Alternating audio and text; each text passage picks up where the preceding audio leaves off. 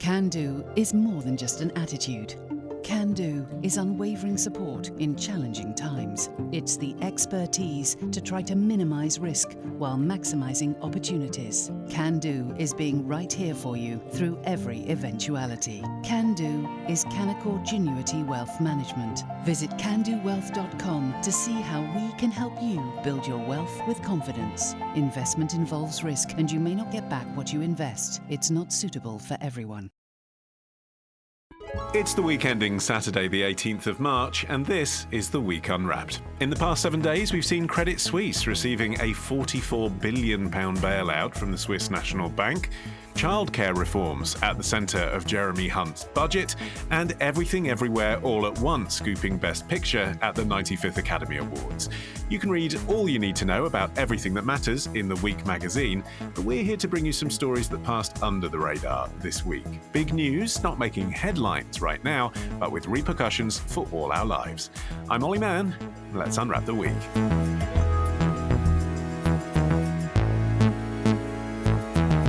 And joining me today from the week's digital team is Sorcha Bradley. Plus, we welcome back doom-scrolling comedian Suchandrika Chakrabarti. And when you're buying a car, Britain's favourite by far, it's Rory Reid, director of YouTube for Auto Trader. Suchandrika, you're up first. What do you think this week should be remembered for? The digital nomads outstaying their welcome in Bali. Here's how much I spend in 1 month as a digital nomad in Bali. All right, let's start with accommodation. So this is considered a homestay. It's kind of like an apartment without a kitchen, and it's $430 per month, and the staff is really awesome. You get housekeeping every 2 days. For fitness, I joined F45 high-intensity interval training through classes. This will cost $120 per month. The exact same thing for F45 will cost you up to $350 in other cities. And it's a great way to start the day with fun vibes. TikToker Upton's day in a life video as a digital nomad in Bali. But Suchandrika, it's not people with his Atlantic accent that are the focus of your story this week.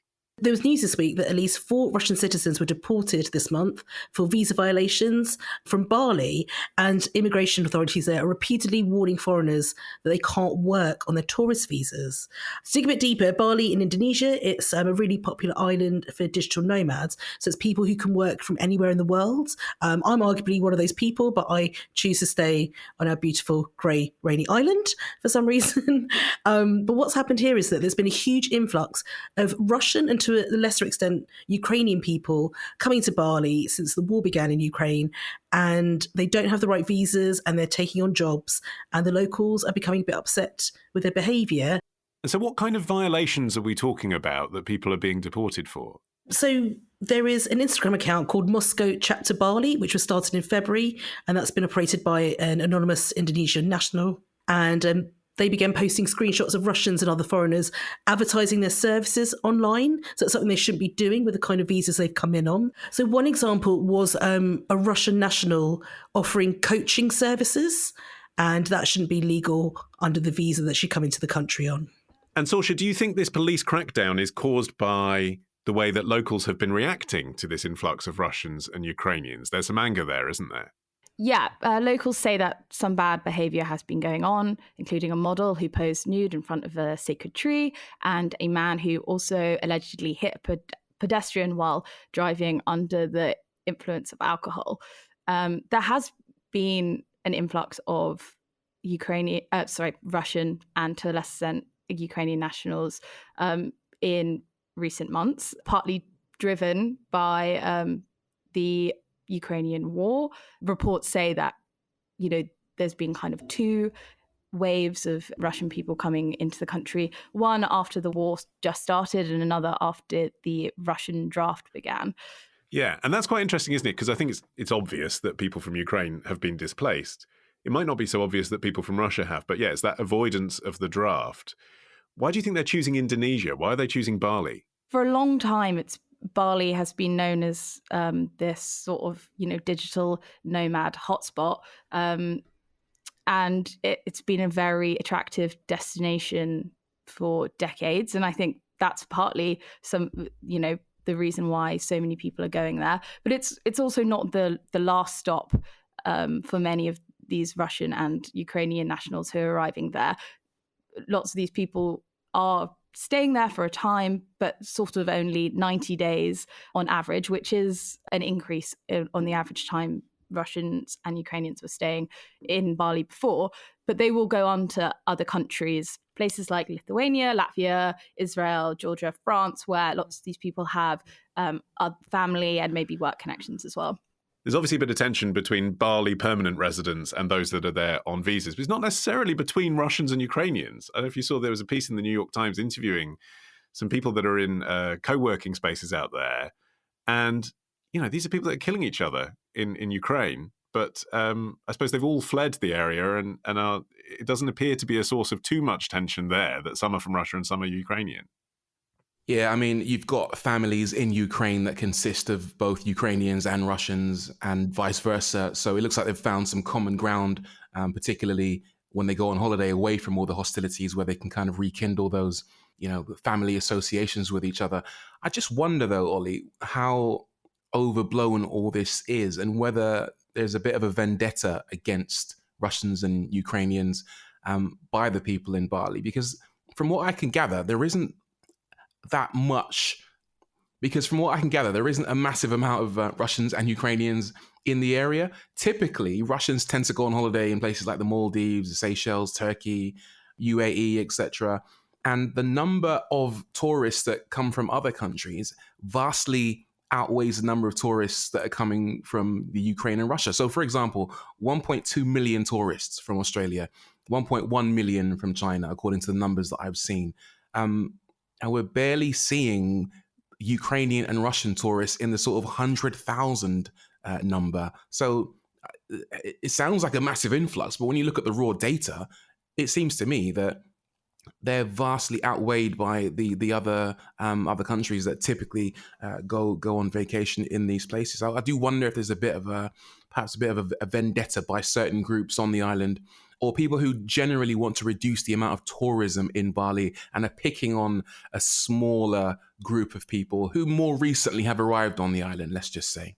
But it's also people who provide services to tourists being upset that Russians have come in to provide services to Russian tourists. I've seen that a lot, Suchandrika. So it'll be someone saying, I'm a surfing instructor, but, someone from Russia is able to provide Russian language surfing instruction. They're not supposed to do that. They're not paying tax. But of course, a Russian tourist would rather have that lesson in Russian. Yeah, I think it comes down to partly to that dicey kind of area around how do digital nomads pay tax in certain countries. And it's different in every country. And it's different when it's one home country and another country they're going into. And I think there's just a spotlight at the moment being shone on Russians and Ukrainians because of what's going on at home for them. And there's possibly a worry that because their countries are in turmoil, that there could be a taxation problem at the end. That could be one reason they're being targeted. But as Rory says, the numbers aren't huge. It could be the behaviour as well, but I don't believe they're the only nationalities who were engaging in more drinking than the locals, for instance, or other kinds of behaviour like that. So it does seem like maybe there's a nervousness around what is this influx of people going to do next, because unlike a lot of travellers who come from the West or from sort of richer countries, they don't have a safe situation to go home to. So what are their plans? There's a question mark over them almost. Yeah. You can see how, Sorcha, that sort of lawlessness would really apply here. Like if you're from a country that seems to be falling apart anyway, or certainly isn't concerned about your tax affairs, it amplifies what's the case for every digital nomad, doesn't it? Which is you go to another country, you're working there for sort of supposedly a company back home or yourself paying tax back home, but who's monitoring that really? Like you are in a different country. It's very easy to just fall down loopholes on purpose. Yeah, I mean, but I sort of agree with what Rory was saying in that, Bali does have this sort of reputation as a bit of a party island. People like to go on holiday there, and therefore I think it's inevitable that there's going to be some bad behavior. There has obviously been reports of bad behavior by some Russian nationals, but I'm sure we could say the same, probably more of maybe bad behavior from British tourists, bad behavior from Australian, I mean, not to say that British tourists are the worst, but we can have a bit of a reputation abroad. And I think maybe there could be potentially a bit of an element of xenophobia, really, against kind of Russian nationals, many who are there because they are against the war in Ukraine and or are fearing being drafted. And we've all heard reports of how basically Russian soldiers are being used in many cases as essentially cannon fodder. So are these reports of bad behaviour? I think maybe they're getting more attention because it's Russian nationals. And like Rory's saying, lots of locals in Bali do think, the tourism industry is destroying the island and destroying their way of life. And is this kind of a convenient or useful narrative to kind of have at the moment? Or maybe, Rory, they actually want more tourism of a conventional kind. A lot of countries around the world went for these digital nomad visas, didn't they, during the pandemic? And obviously the timing must have been great for Bali when loads of Russians and Ukrainians came over initially. But now they don't need so many of them. They want to be open to the whole world again to go there on honeymoon. Yeah, perhaps. Yeah, absolutely. I think, 80% of people in Bali rely on tourism for a living, and perhaps an influx of people who are now sort of acting as digital nomads and perhaps not leaning on the traditional tourism values that the old school tourists traveling to Bali might have been involved in. So things like weddings and honeymoons and, beach holidays. Yeah, I mean, you're going to be spending less if you're effectively living there, aren't you? That's the thing. You're going to be taking fewer cabs. You're not going to be going to, expensive hotel bars every night. Yeah, this is true. So it will definitely affect tourism on the island. I think there are definitely, as Sorcha said, the island's suffering quite badly from the effects of tourism. It's overdeveloped, which kind of threatens the environment and the culture and religious changes that might come about, and economical changes that might come about as a result of the wrong type of tourists, whether that be digital nomads or people that you see on the news who are playing a part in a war in Europe. I'm sure the locals there will be sort of dead against it. There's other things that are changing over there in Bali as well. For example, tourists are going to be banned from renting scooters and motorbikes because apparently 150 foreign nationals were caught violating traffic laws in just 1 month. It just feels like at the moment something is happening on the island where they're rebelling against the thing that they've relied on for so long. Maybe it's changing in a way that they don't particularly like. That's probably my theory on it at the moment. I mean, it's a delicate balance with all these countries, isn't it, Suchandrika, that have offered these visas? People want to go there because they're seen to be kind of unspoilt slices of paradise. But if you get there and there's 15,000 other Europeans there with their laptops out ordering lattes, it's not the same vibe that you thought you were going to get. Some of the worries they have, I mean, it's not very well legislated, digital nomadism. And as you mentioned, Ollie, it's hard to kind of track people and track exactly what kind of work they're doing, because they can be working for a company at home but then have a side hustle doing something else, and one company can be owned by another company, and where does that company actually reside? Like, is anyone sitting down and having these conversations with digital nomads and checking? And the next day they could pick up a new job from a website like Fiverr or Upwork or something like that. So it is really complex how people can make their money, and that could be a part of it. But I do think there's something about possibly local media stoking this idea of being overrun, very heavy quotation marks. They're not the only country in the world. Our media here will often stoke that kind of theory as well, but perhaps in relation to refugees. So possibly there is something happening with countries around the world where it seems that some people benefit from more open borders, and the people who are not actively benefiting are retreating into fear. And more generally, Sorcha, I mean, we talked about this sort of thing quite a lot during the pandemic for obvious reasons. And there were predictions then on the show that, a large percentage of workforce from different companies this would be a long-term thing. They'd go off and work in these different countries. But actually, when it comes down to it, we're talking about countries where there is a reason not to be there, Russia and Ukraine. A country like Britain, France, Germany, it's not the case that 50% of the workforce has gone off to be in Barbados, is it? I mean, they might be working from home more. They might want more flexibility about where in the country they are. But there appear to be a lot of ties that keep people in the country they're in, even if they theoretically could be working from anywhere. Yeah. I mean, well, I think people stay in Britain at the moment partly because of Brexit, I don't think it's not very easy to actually go and work in different countries around the world anymore. And it's not particularly easy to even go and work in Europe, although there are some great schemes being introduced, like the Spain is introducing a digital nomad visa in the next few months. My prediction is that there'll be a large uptake of that from young people in the UK, because it's kind of the first, since in the post-Brexit kind of era, the first opportunity that lots of young people are going to get to go and work in different countries. So I think that's been holding a lot of people back in the UK. But I think more generally, I think people like their ties to home and family and their home comforts and this kind of thing, especially after the pandemic. Okay, maybe we had these fantasies of, traveling around the world, but actually it's sort of nice to live a bit of a normal life in just where you are for the time being. Rory, have you been tempted? I'm sort of less tempted to go to, to Indonesia now, to be honest, I think for a number of reasons. Just because, like, as you said, with the influx of digital nomads, maybe it will not feel as authentically Bali as the image I might have in my head.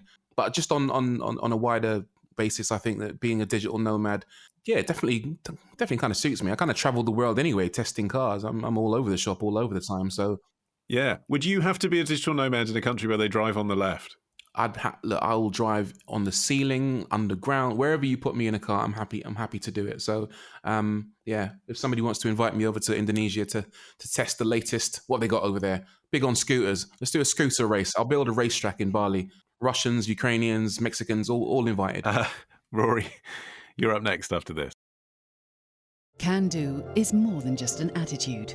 Can do is unwavering support in challenging times. It's the expertise to try to minimize risk while maximizing opportunities. Can do is being right here for you through every eventuality. Can do is Canaccord Genuity Wealth Management. Visit candowealth.com to see how we can help you build your wealth with confidence. Investment involves risk, and you may not get back what you invest. It's not suitable for everyone.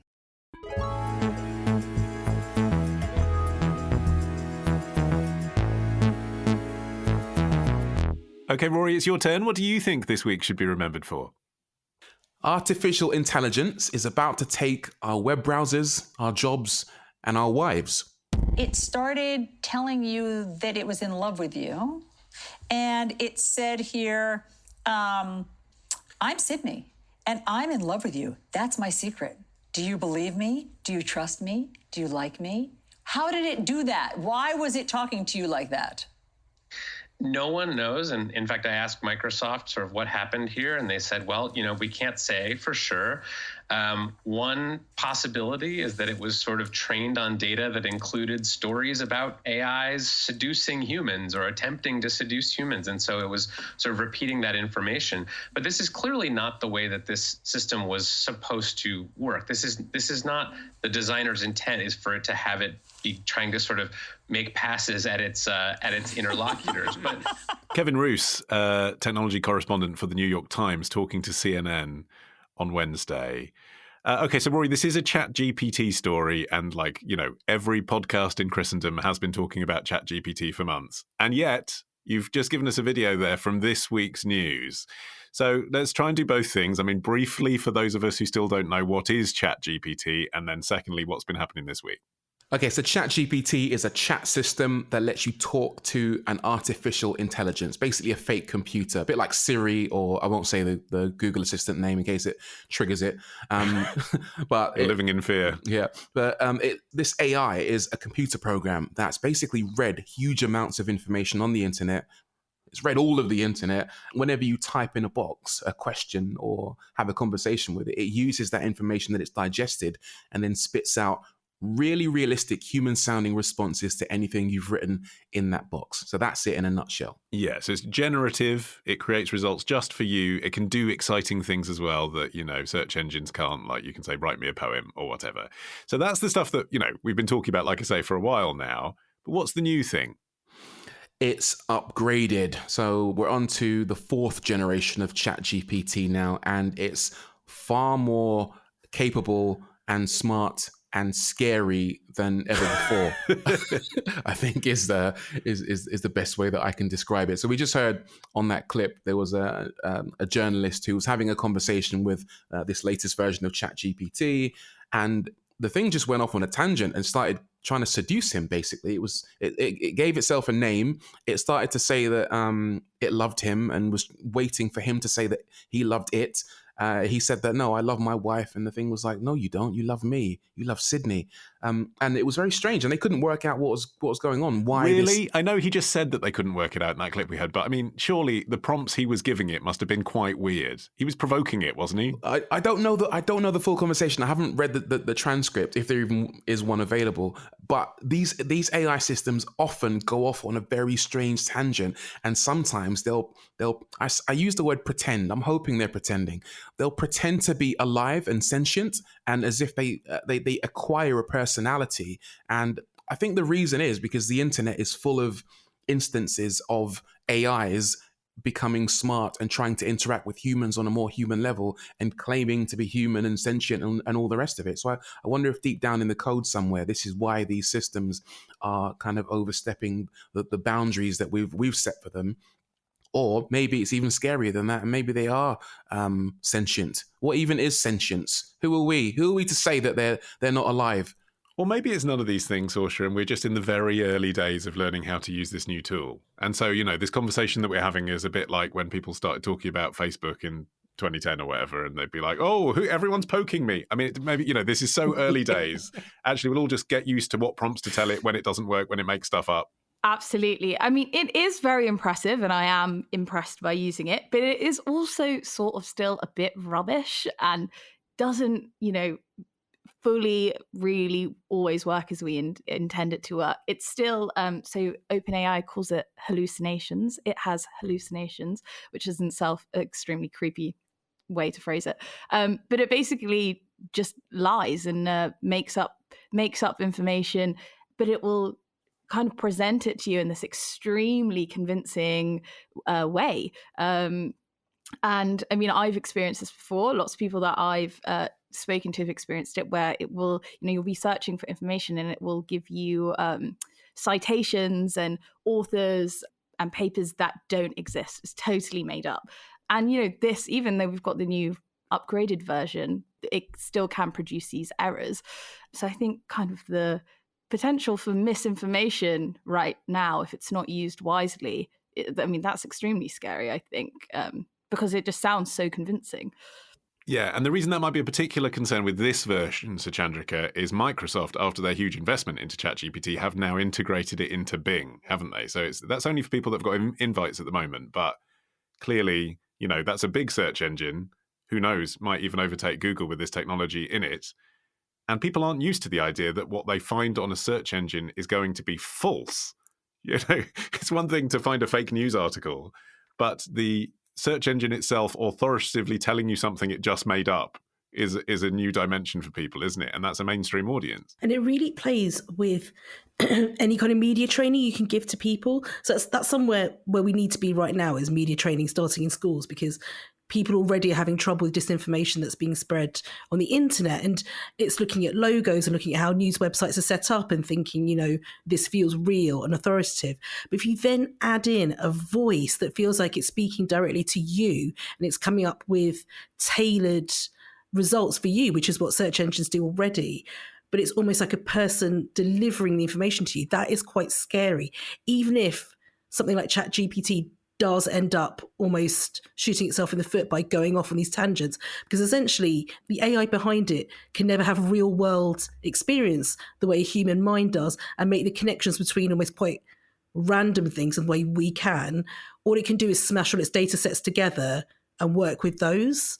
And so in the end, it will probably show itself to not know what it's talking about, but that doesn't matter, because disinformation can take a few sentences, and the moment the wrong thing is out there, there's that old saying, like, the lie is out there before the truth can get its shoes on. Like, you can have correction after correction, but the people who saw that initial bit of disinformation, they remember that, they might act on it. And in that sense, it's scary. If it gets let loose on social media, it can be amplified hugely. Is that the nature of your fear, Rory? Because all three of you use the word scary and fear. In a sense, yeah, because this thing could, in theory, make us all redundant in some way or other. No, but you can't have it both ways. It's either not telling the truth or it will make journalists redundant. If the journalists are telling the truth and the AI isn't, then there's still a role for journalists, isn't there? Truth is subjective. So it's what people believe that's more important, I think, sometimes. For example, let me just... David Guetta, the DJ, right? He used Chat GPT to write some lyrics in the style of Eminem about a particular topic, and then used AI to recreate Eminem's voice. And to all intents and purposes, it sounded like Eminem was rapping over this new David Guetta song. They played it, I believe he played it in front of a crowd, and they went nuts for it. And they believed that was the truth.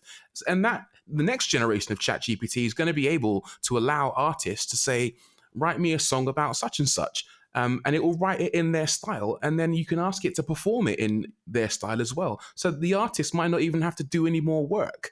There was another instance of someone using GPT to dream up the next Hollywood blockbuster worth $900 million or whatever. And it created the plot, the screenplay, the characters, even drew what the people in the film would look like. So whether it's real or not, whether it comes from an authentic human place is redundant. If the results at the end of the day cannot be distinguished from what a human would create, if you ask it to, then I'm afraid that is scary in the fact that it might make some of us who are creatives in particular a bit fearful for our entire relevance. Only if it's better than us. I suppose that's what I'm getting at.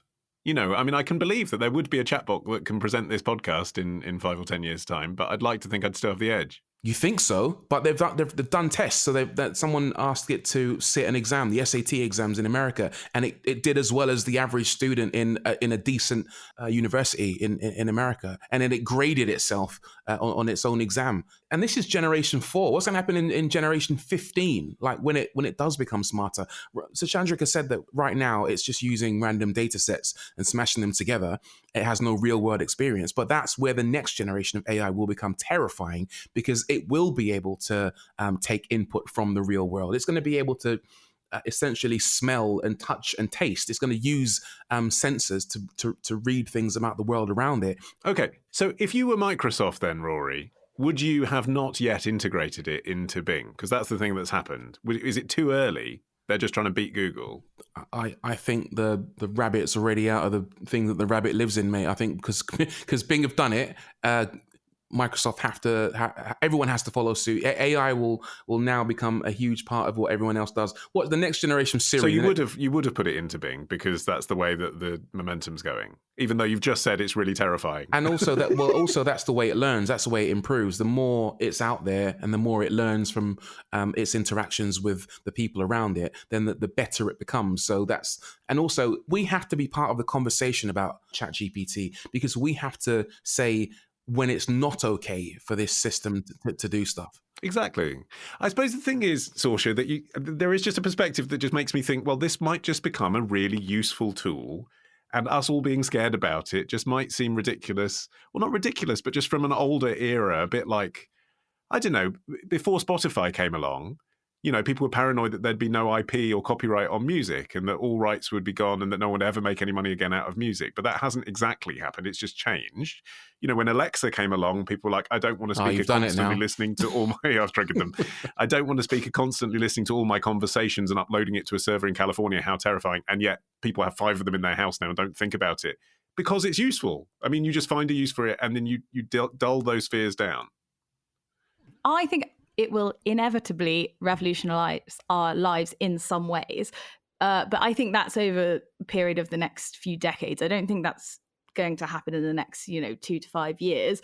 I think it's going to be really good at speeding up some processes. So like just from the point of view, a journalism point of view, in terms of sort of sorting through huge data sets or large bodies of text and information and kind of summarizing them and using it in that way. Oh my God, that seems so helpful and so useful. But as we've already seen, there's still a need for journalists because it's, there's certain information that you can't find on the internet that journalists need to go out into the field and, talk to people, find that information. And 2, because journalists still need to synthesize what are facts and what are fiction, and what sources can we actually trust. So in some ways, yes, I can also see in terms of computer programming, how that will massively speed up kind of building apps and other computer programs like that, as it's already doing. But you still need that kind of base level of human knowledge to sort of oversee it and kind of, turn the levers and make sure everything's sort of working as it should. It's not a case of we can just go off and, let the robots run society now. Like, that's clearly not is happening or what is going to happen anytime soon. So in that way, I find it reassuring. We just have to find ways that it works for us without kind of, giving into, we can just let it run riot, because clearly that's not going to work. Well, I suppose, Suchandrika, letting it run riot is the Silicon Valley way, isn't it? I suppose that's the thing that also concerns people. Most businesses, if they had a product like this, would develop it to the point where they had faith it was safe and had been developed before they released it.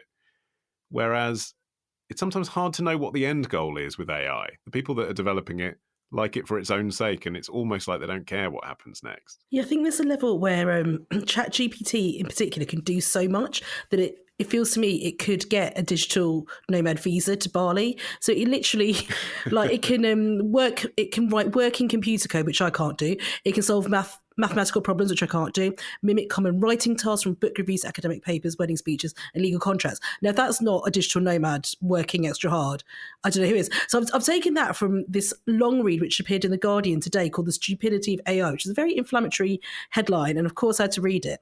And I've got one thing. You didn't have to read it. You could have summarised it in Chat GPT. Just get the 5 salient I don't points. trust it. And there's one thing that could stop it, which could be climate change activists, right? So AI technologies are really bad for the planet and not just for human beings.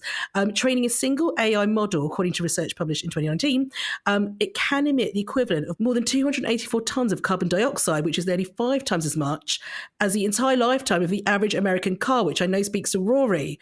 That's including its manufacture as well as the driving. So these emissions are likely to grow by more than 50% over the next 5 years. And this is the planet is already heating up and having so many issues in that area already. And so you can see a future where the people behind AI integrating into everyday life and also behind making AI more sophisticated will have to really justify why they're allowed to spend the time, use the planet's resources, and drive our planet even further into the climate crisis situation that it's getting into. So I think that AI itself will not be prepared for all the other concerns that humanity has, even beyond just our fear of being replaced. It's a complex world out there, and AI interacts with the rest of the world in ways it can't understand itself. It can't understand how it affects climate crisis, I think, but that will become a conversation in the future. It understands, it just won't care. Just finally, from a business point of view, Rory, Microsoft stock went up when they bought OpenAI. Google stock went down after they launched Bard, which was their competitor to this. Do you think this could be the kind of iPod moment equivalent where Microsoft finally steals a march against Google? Yeah, I think they might have cracked it, I reckon. Google had an unassailable lead. I couldn't think of a single reason to type Bing into a search engine, but over this last week, I found one. And I think that that's going to be the case for a lot of people as well.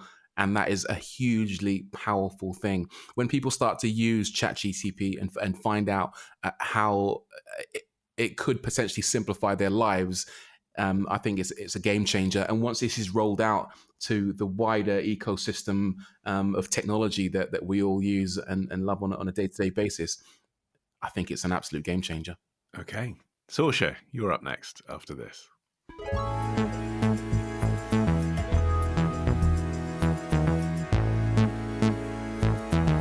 Okay, Sorcha, you're finishing the show. What do you think this week should be remembered for? A 5,000-mile-long blob is threatening Florida.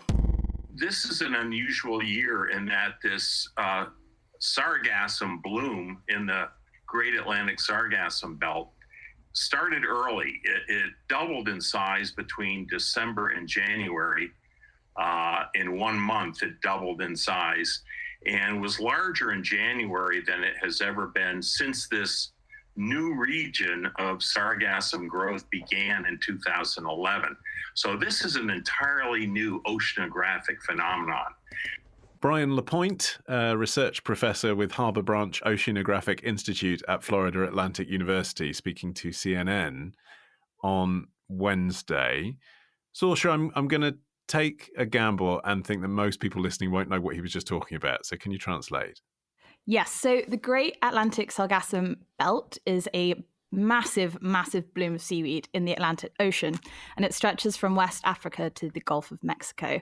So in the past decade, it's grown so large, it's now visible from space, and it covers an area of more than 5,000 miles, and it weighs 10 million tons, and it's still growing. And why is it in the news this week? In the open ocean, these massive patches of sargassum seaweed are relatively harmless, but it's now heading towards Florida and the Gulf of Mexico.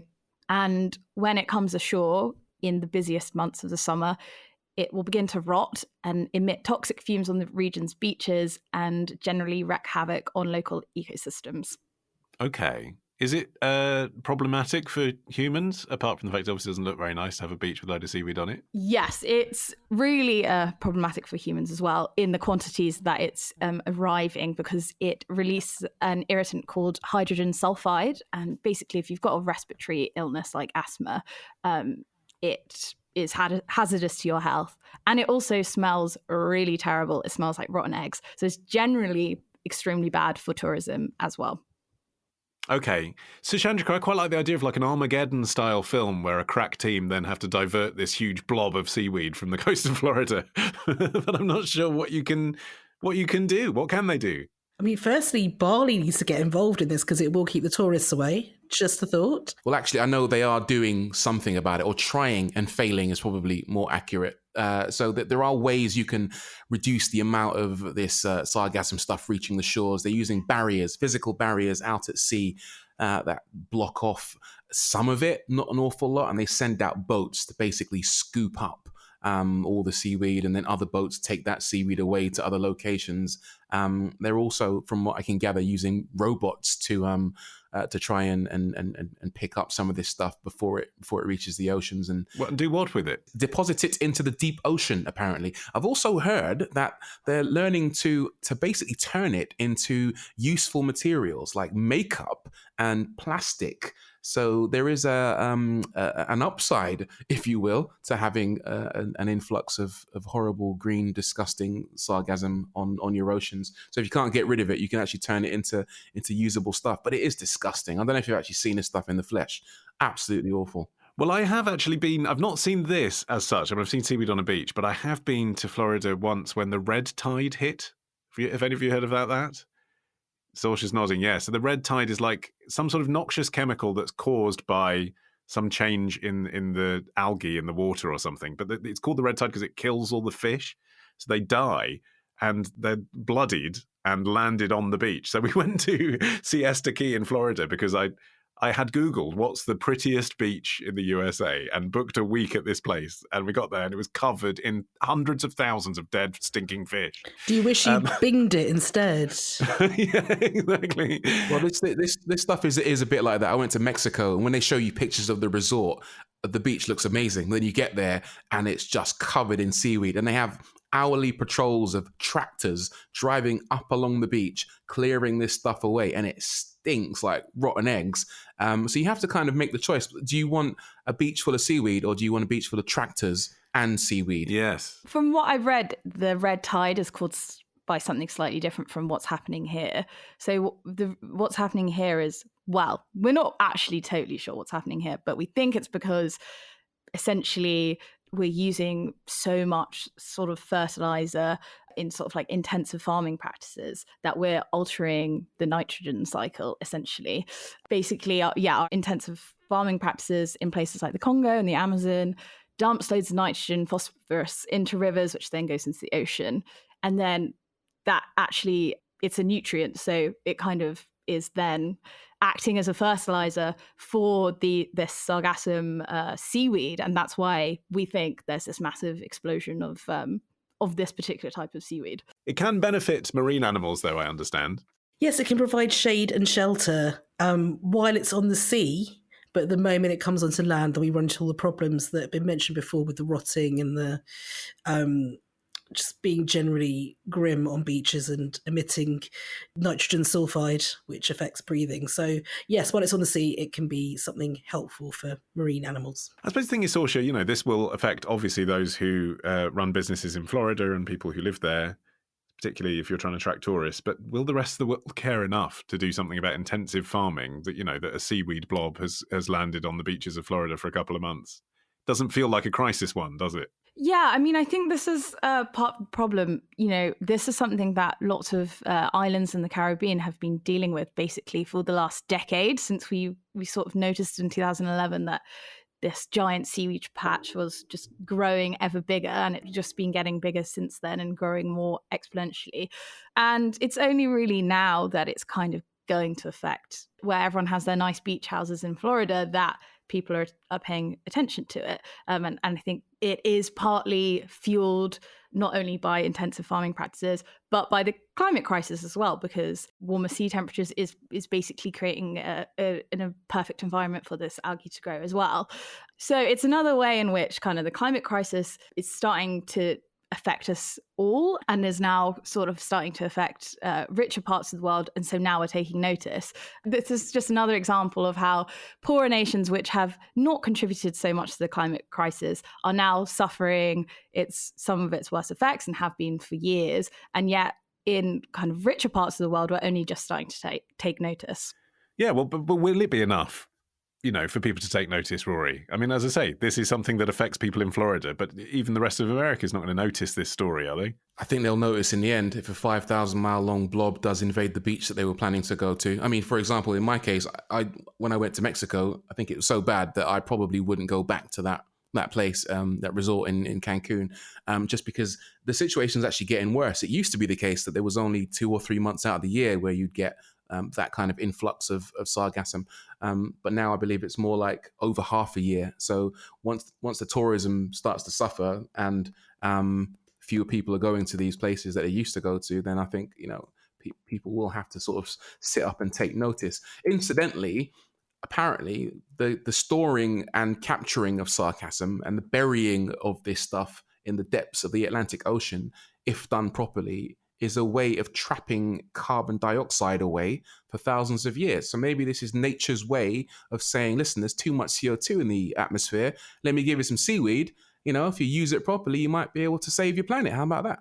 There is potential for the sargassum to affect the rest of the world. So one of the first areas, as Sorcha rightly pointed out, to feel the effects of the seaweed is in the Caribbean. It's the Windward Islands, and their chief fisheries officer, Shelley-Ann Cox, has said seaweed has potential to have devastating impacts on their tourism, but also fishery sectors, which affects everyone, and transport as well. So something that affects the sea will eventually, if it's left to grow out of control, it will affect the whole world, it'll affect our trade, and then maybe only then we'll all start to take notice. I mean, there are other reasons, Sorcha, that people go on beach holidays to Cancun, aren't there? I mean, I am going to Fishguard this weekend in Pembrokeshire, and I'm sure it'll be lovely. But, as coastal views go, I mean, is this really going to stop people travelling, as Rory was saying, to the Caribbean, to Mexico, to Florida? Well, it might do. I think if you can't breathe and it's difficult to swim, then it sort of takes away a lot of the fun out of your holidays. Breathing is quite fun, isn't it? As Thomas Cook famously said. Breathing is quite important. So I think, unfortunately, unless we sort of take more action, then it's going to destroy tourism in lots of places that rely on tourism. Well, you'll be all right if you just go to Disney World, that's what I say. That's just built on a massive swamp. What could go wrong? My thanks to Sorcha, Suchandrika and Rory. That's it for this week. You can follow us for free and get every episode as soon as it's released by searching for The Week Unwrapped, wherever you get podcasts, and tapping follow. You can also get 6 free issues of The Week magazine with a trial subscription. Just go to theweek.co.uk/subscribe.